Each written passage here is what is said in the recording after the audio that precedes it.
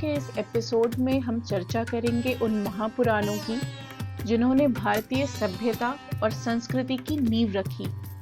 जैसा कि हम जानते हैं, महापुराणों के संकलन में कुल 18 पुराण आते हैं। इन पुराणों की श्रृंखला में पहला नाम आता है विष्णु पुराण का, जो ब्रह्मांड के संरक्षक के रूप में विष्णु की भूमिका पर केंद्रित है। इसमें ब्रह्मांड में ब्रह्मा, विष्णु और महेश की भूमिका का विस्तृत वर्णन है।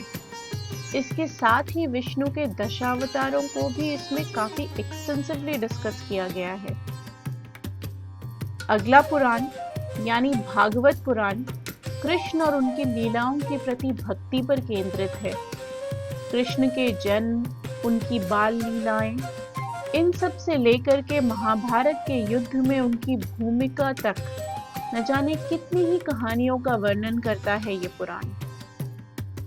तीसरा पुराण नारद पुराण ऋषि नारद द्वारा वर्णित डिवोशनल प्रैक्टिसेस और रिचुअल्स के लिए एक मार्गदर्शिका है। इसके साथ ही इसमें प्रहलाद, ध्रुव, राजा बलि की कहानियों सहित और न जाने कितनी कहानियां हैं। सप्तर्षियों के द्वारा दी गई शिक्षा और उनके महत्व का भी इसमें विस्तृत वर्णन है। चौथा गरुड़ पुराण मनुष्य की मृत्यु के बाद उसके अंतिम संस्कार की प्रक्रिया बतलाता है और उसके साथ ही मृत्यु के बाद आत्मा की यात्रा का विवरण भी करता है। इसके अलावा इसमें गरुड़ के जन्म, नागों के साथ उनके युद्ध और विष्णु के वाहन के रूप में उनकी महत्ता से जुड़ी हुई और भी कई कहानियां हैं। अगला पुराण पद्म पुराण भगवान विष्णु की प्रशंसा करने के साथ धर्म, रिचुअल्स और तीर्थ यात्रा के महत्व पर प्रकाश डालता है। इसके अलावा इसमें सृष्टि में क्रिएशन, प्रेजर्वेशन और डिस्ट्रक्शन के साइकिल्स का भी विस्तृत वर्णन है। साथ ही कॉस्मिक ऑर्डर मेंटेन रखने में विष्णु की जो अहम भूमिका है उस पर भी प्रकाश डाला गया है। छठा पुराण वराह पुराण भगवान विष्णु के वराह अवतार पर केंद्रित है और जल प्रलय से पृथ्वी के उद्धार का वर्णन करता है। राजा सगर, ध्रुव और भगवान श्री राम से लेकर गंगा, यमुना की कहानियां ये पुराण हमें सुनाता है। शिव पुराण की कहानियां इस सृष्टि में शिव की भूमिका पर केंद्रित है। साथ ही राजा दक्ष के यज्ञ में सती की मृत्यु, शिव पार्वती विवाह, गणेश और कार्तिकेय के जन्म आदि कई कहानियों का भी इसमें जिक्र आता है। जहां एक ओर शिव के नटराज रूप का इसमें दर्शन होता है, वहीं शैव धर्म की प्रथाओं के विस्तृत वर्णन के लिए भी यह पुराण जाना जाता है। इसके बाद आता है लिंग पुराण, जो शिवलिंग के महत्व, उसके सिंबॉलिज्म और उसकी पूजन विधि का वर्णन करता है। इसमें काशी, रामेश्वरम, केदारनाथ और सोमनाथ की महत्ता का भी वर्णन है। शिव उन्मुख पुराणों में ही एक और पुराण है स्कंद पुराण, जो कि भगवान शिव और माता पार्वती के पुत्र कार्तिकेय पर केंद्रित है। इसमें कार्तिकेय के जन्म, उनके बालकाल, तारकासुर के साथ उनके संग्राम इत्यादि कई कहानियां हैं।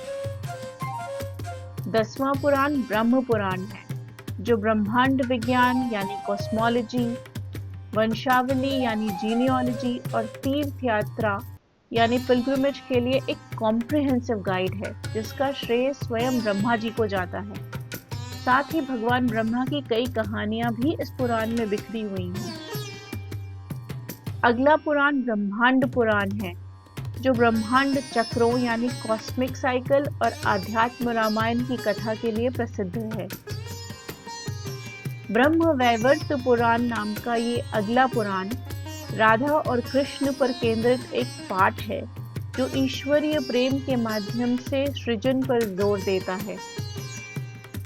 13वां पुराण अग्नि पुराण है, जो अग्निदेव और हिंदू धर्म में उनके महत्व को समर्पित है। विश्वकर्मा की पुत्री स्वाहा के साथ उनके विवाह की कथा भी इसी पुराण का हिस्सा है। साथ ही एस्ट्रोलॉजी, मेडिसिन, ग्रामर और मार्शल आर्ट्स जैसे कई विषयों की भी ये पुराण जानकारी देता है। अगला पुराण यानी भविष्य पुराण भविष्य के राजाओं, राजवंशों और घटनाओं की भविष्यवाणी पर केंद्रित है। कल्कि अवतार की प्रेडिक्शंस भी इसी पुराण का हिस्सा हैं। 15वां पुराण मत्स्य पुराण है, जो भगवान विष्णु के मछली अवतार की कहानी का वर्णन करता है और इसमें ब्रह्मांड विज्ञान और मंदिर निर्माण का भी विस्तृत वर्णन है। कूर्म पुराण भगवान विष्णु के कूर्म या कछुआ अवतार पर केंद्रित है और समुद्र मंथन की भी चर्चा करता है।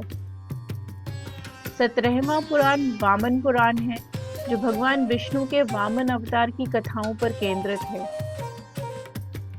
और आखिरी महापुराण है मार्कंडेय पुराण। ऋषि मार्कंडेय के नाम से ही जाना जाने वाला ये पुराण त्रिमूर्ति के साथ साथ देवी की महानता को भी स्थापित करता है और बुराई के विरुद्ध उनके युद्ध का विस्तृत वर्णन करता है। ये पुराण यूं तो प्राचीन हैं, लेकिन आज भी इनमें हमारी सभ्यता, हमारी संस्कृति की आत्मा बसती है। इन्होंने भारतीय कला, वास्तुकला और संस्कृति पर अपना गहरा प्रभाव डाला है।